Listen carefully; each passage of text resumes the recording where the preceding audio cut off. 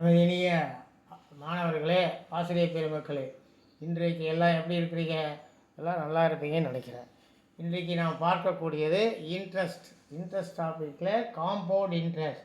அதில் model 2 find the compound interest for ₹10,000 at 10% per annum for 3 years. ரூபாய் 10,000 அசலுக்கு 10% கூட்டு வட்டி விகிதத்தில் 3 ஆண்டுகள் கிடைக்கும் வட்டியின் மதிப்பு யாது? என்ன கொடுத்துருக்குறாங்க? காம்பவுண்ட் இன்ட்ரெஸ்ட் கேட்குறாங்க. அசல் 10,000 கொடுத்துருக்குறாங்க. 10% per annum கொடுத்துருக்காங்க. 3 வருஷத்துக்கு கேட்குறாங்க.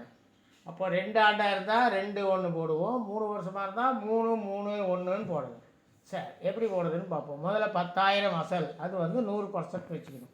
அப்போது 10,000த்தில் ஒரு சைபர் கேன்சல் பண்ண 10% வேணும். அதனால் ஒரு சைபர் மட்டும் 0 மட்டும் கேன்சல் பண்ணால் 1000 = 10%. இது முதல்ல 3 × 1000 போட்டுக்கிறோம். இது முதல் வருட வட்டி. அடுத்து அதே 1000த்தை 100%ன்னு வச்சுக்கணும். வச்சா ஒரு 0 கேன்சல் பண்ணால் 100 = 10%. இது ரெண்டாவது வருட வட்டி. அடுத்தது அதே 100க்கு 100 10%ன்னு வச்சுக்கிறோம். பர்சன்ட்னு வச்சுக்கும் போது 10% கேட்குறாங்க. ஒரு 0 கேன்சல் பண்ணால் 10 = 10%. இது மூணாவது வருட வட்டி. அப்போ என்ன? 3 × 1000 3000, 3 × 100 ரெண்டாவது வருட வட்டி 100 300, 1 × 10 = 10. அப்போது 3310. B is the answer. Next அடுத்த கணக்கு. Find the compound interest rupees for 10,000 at 5% per annum for 3 years. 10,000 ரூபாய் அசலுக்கு 5% வட்டி வீதத்தில் 3 ஆண்டுகள் கிடைக்கும் கூட்டு வட்டியின் மதிப்பு யாது? சரி, இப்போ என்ன கண்டுபிடிக்கணும்? அது 10,000க்கு 10% போட்டோம். இப்போ அதில் பாதி 5% கண்டுபிடிக்கும். எப்படி? 2 வருஷமாக இருந்தால் 2 1ன்னு போடுவோம். 3 ஆண்டுகளாக இருந்தால் கூட்டு வட்டிக்கு 3 3 1ன்னு போடுவோம். சரி, 10,000க்கு 100%. சரி, ஒரு சைடு 0 கேன்சல் பண்ணால் 1000க்கு 10% ஆச்சு. ஆனால் அவங்க என்ன கொடுத்துருக்காங்க? 5% தான் கொடுத்துருக்காங்க. அதில் பாதி 1000த்தில் பாதி 500, அது 5%. இது முதல் வருட வட்டி. அடுத்து அதே அந்த 500 = 100%ன்னு வச்சுக்கணும். ஒரு 0 கேன்சல் பண்ணால் 10% கிடைக்கும். 50 = 10%. அதில் பாதி 25ன்றது 5%. இது ரெண்டாவது வருட வட்டி. ரைட். அடுத்தது 25 = 100%ன்னு வச்சுக்கிறோம். அப்போது 10% வேணும். 10% வேணும்னா 2 அதாவது 10% தேவையில்லை. 1% கண்டுபிடிக்கணும். 1% கண்டுபிடிக்கணும்னா 2 0 கேன்சல் பண்ணால் 1 என்ன வரும்? 0.25 வரும். அதான் இப்போ என்ன பண்ணணும்? 5% வேணும்னா 5ஆல் பெருக்கலாம். பெருக்குனா 25 × 5, தட் இஸ் 1.25. இது மூணாவது வருட வட்டி. அப்போது 3 3 1 சொன்னோம். 3ன்றது 3 × 500 1500, 3 × 25 75, 1 × 1.25. அப்போது 1576 ரூபா 25 பைசா. C is the answer. அடுத்து மூணாவது. Find the compound interest for 8,000 at 5% per annum for 3 years. ரூபாய் 8,000 அசலுக்கு 5% வட்டி வீதத்தில் 3 ஆண்டுகளில் கிடைக்கும் கூட்டு வட்டியின் மதிப்பு யாது?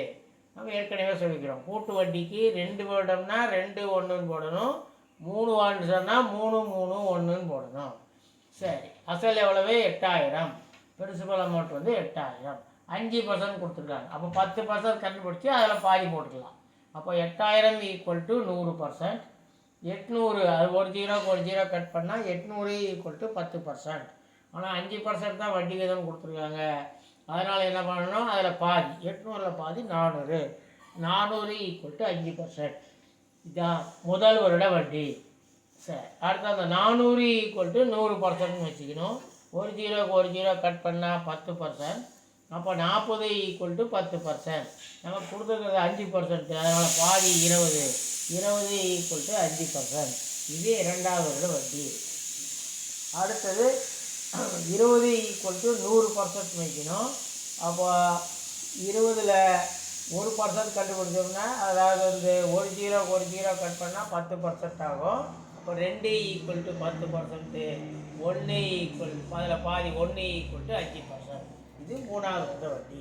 அப்போ என்ன சொன்னால் 3 3 1 போடணும். 3 பெருக்கல் முதல் வருட வட்டி 400, 1800. அடுத்தது 3 பெருக்கல் ரெண்டாவது வருட வட்டி 20, 60. மூணாவது வருடம் 1 பெருக்கல் 1 ரூபா. அப்போ 1261 ரூபாய். B is the answer. அடுத்தது find the compound interest for 2500 at 5% per annum for 3 years. ரூபாய் 2500 அசலுக்கு 5% வட்டி விகிதத்தில் 3 ஆண்டுகளில் கிடைக்கும் கூட்டு வட்டியின் மதிப்பையாது. இது கூட்டு வட்டி கேட்குறாங்க. என்ன 2 ஆண்டு வட்டின்னா 2 1 போடணும், 3 ஆண்டுன்னா 3 3 1 போடணும். சரி, அப்புறம் இப்போ அசல் எவ்வளவு 2500. அதுதான் நாம் 100% வச்சுக்கிறோம். எத்தனை பர்சன்ட் ரேட் ஆஃப் இன்ட்ரெஸ்ட் கொடுத்துருக்காங்க? 5% வட்டி தான் கொடுத்துருக்காங்க. அப்போ 10% கண்டுபிடிச்சி அதில் பாதி போட்டுக்கலாம். அப்போ 250 ஈக்குவல் டு 10. எல்லாம் ஒரு ஜீரோ கட் பண்ணால் 250 ஈக்குவல் டு 10. அதில் பாதி 125 ஈக்குவல் டு 5%. இதுதான் முதல் வருட வட்டி. சரி, அடுத்தது 125 ஈக்குவல் டு 100%ன்னு வச்சுக்கிறோம். இதில் 10% கண்டுபிடிக்கணும்னா ஒரு ஸ்தானம் தள்ளி புள்ளி குத்துறோம், அதில் ஒரு ஜீரோ கட் பண்ணுறோம். அப்போ 12.5 ஈக்குவல் டு 10%. அப்போ அதில் பாதி கண்டுபிடிக்கணும். அதில் பாதின்னா எவ்வளோ? 12.12 பாதி 6, 5ல் பாதி 25, 6.25. இதுதான் 5%. அப்போ ரெண்டாவது வட்டி 6.25. அடுத்தது அந்த 6.25 நாம் என்னன்னு வச்சுக்கணும்? 100%ன்னு வச்சுக்கணும். இப்போ 1% கண்டுபிடிக்கிறோம். 1% எப்படி கண்டுபிடிக்கிறோன்னா 2 ஜீரோ தள்ளினா 0.625 ஈக்குவல் டு 1%ன்னு வரும். அப்போ அதை 5ஆல் பெருக்குனா 0.3125. அப்போ மூணாவது வட்டி 0.3125. இப்போ எல்லாத்தையும் நம்ம என்ன பண்ணணும்? கூட்டணும். 375, 19.75, 0.3125 கூட்டினா 395.0625. அப்போ டி இது ஆன்சர். அதுக்கு find the compound interest rupees 32,000, 12% per annum for 3 years. ரூபாய் 32,000 அசலுக்கு 12% வட்டி வீதத்தில் 3 ஆண்டுகளில் கிடைக்கும் கூட்டு வட்டியின் மதிப்பு யாது? சரி, 2 ஆண்டு கூட்டு வட்டினா 2 1 போடணும், 3 ஆண்டு கூட்டு வட்டினா 3 3 1 போடணும். சரி, இப்போ என்ன கொடுத்துருக்காங்க? அசல் 32,000, அதுதான் 100%. என்ன கொடுத்துருக்காங்க? 12% கொடுத்துக்கிறாங்க. 12% கொடுத்துருக்கனால 1% கண்டுபிடிச்சி அதை 12ஆல் பெருக்கலாம் ஈஸியாக. அப்போ என்ன? 32,000 ஈக்குவல் டு 100%. 2 ஜீரோ கட் பண்ணிட்டா 320 ஈக்குவல் டு 1%. அப்போ 12% அதை 12ஆல் பெருக்குனா தீர்ந்து 320 12ஆல் பெருக்குனா 3,840. இதுதான் முதல் வருட வட்டி. அப்புறம் 3,840 இஸ் ஈக்குவல் டு 100%.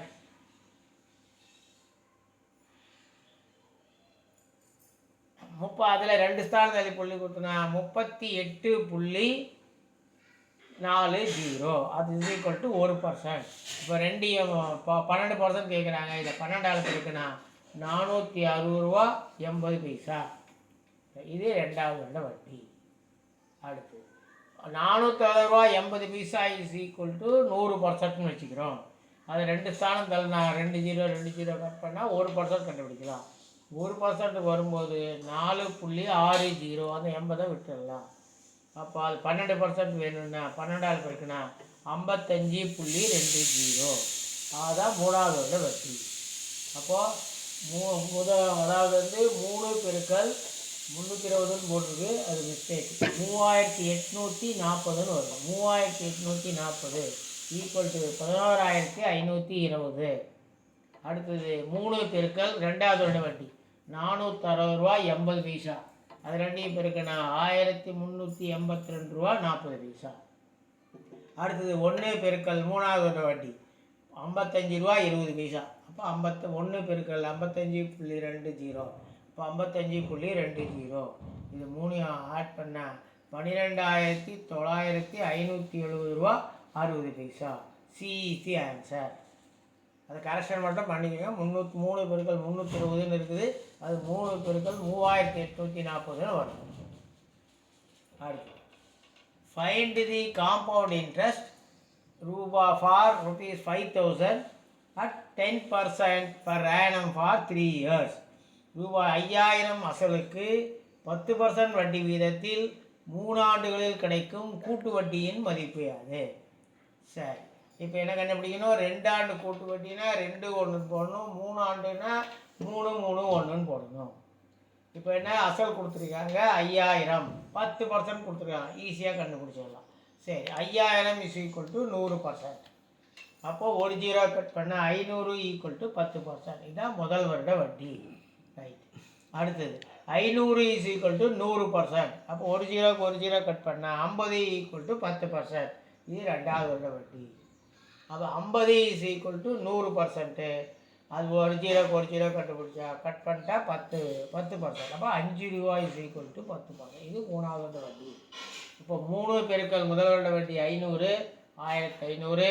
3 பெருக்கல் இரண்டாவது வருட வட்டி 50, இப்போ 150. மூணாவது வட்டி 1 பெருக்கல் 5, அப்போ 5. அது மூணையும் ஆட் பண்ண கூட்டினா ₹1,655. C is the answer. Find the compound interest for ₹8,000 at 8% per annum for 3 years. ₹8,000 அசலுக்கு 8% வட்டி வீதத்தில் 3 ஆண்டுகள் கிடைக்கும் கூட்டு வட்டியை காண்க. சரி, 2 ஆண்டு கூட்டு வட்டினா 2 1 போடுவோம், 3 ஆண்டு கூட்டு வட்டினா 3 3 1 போடுவோம். எத்தனை பர்சன்ட் கொடுத்துருக்காங்க? 8% கொடுத்துருக்காங்க. அதனால் நம்ம டைரெக்டாக போடுறதுக்கு போல 1% கண்டுபிடிச்சி அதை 8ஆல் மல்டிப்ளை பண்ணிக்கலாம், பெருக்கிக்கலாம். அசல் எவ்வளவு? 8,000. 8,000 = 100%. அப்போது 1% வேணாலும் 2 ஸ்தானம் தரணும். 2 ஜீரோ கட் பண்ணிட்டா 80 = 1%. அப்போது 80யும் 8யும் பெருக்கணும். அதாவது 1% ஈக்குவல்ட்டுனா 8% வேணும்னா 8ஆல் பெருக்கணும். அப்போது 80 பெருக்கல் 8 640. இதுதான் முதல் வருட வட்டி. அடுத்து அந்த 640 = 100%. 2 ஸ்தானம் தள்ளி புள்ளி குத்தினா அதான் 6.40 அல்லது 6.4 தான் 1%. இப்போ 8% வேணும். அப்போ அதை 8ஆல் பெருக்கணும். 6.4 பெருக்கல் 8ஆல் பெருக்கினா 51.2. இது ரெண்டாவது வருட வட்டி. இப்போ அடுத்தது இந்த 51.2 is equal to 100%. அப்போது 1% வேணும்னா 2 ஸ்தானம் தள்ளி புள்ளி குத்தணும். அப்போ 0.512 வரும். அது ரெண்டையும் பெருக்கினா 8% வேணும். 8ஆல் பெருக்கினா நமக்கு ஆன்சர் கிடைக்கும். அப்போது 0.512 பெருக்கல் 8 ரெண்டையும் பெருக்கினா 4.096. அதான் மூணாவது வருட வட்டி. அப்போ முதல் வருட வட்டி 3 பெருக்கல் 640 1920. ரெண்டாவது வட்டி 51.2. அப்போ 3 பெருக்கல் 51.2 ரெண்டையும் பெருக்கினா ₹153.60. அடுத்தது மூணாவது வருட வட்டி 1 பெருக்கல் 4.096 பெருக்கினா 4.096. இப்போ எல்லாத்தையும் ஆட் பண்ணணும், கூட்டினா ₹2,087.69. அந்த இதில் பார்த்தீங்கன்னா 69 பைசான்னு இருக்குது. அப்போது 70 பைசா. D is the answer. புரிஞ்சிருக்கும்னு நினைக்கிறேன். அடுத்தது find the compound interest for ₹6,000 at 10% per annum for 3 years. ₹6,000 அசலுக்கு 10% வட்டி வீதத்தில் 3 ஆண்டுகளில் கிடைக்கும் கூட்டு வட்டியை காண்க. சரி, 2 ஆண்டு கூட்டு வட்டினா 2 1 போடணும், 3 ஆண்டு கூட்டு வட்டினா 3 3 1 போடணும்.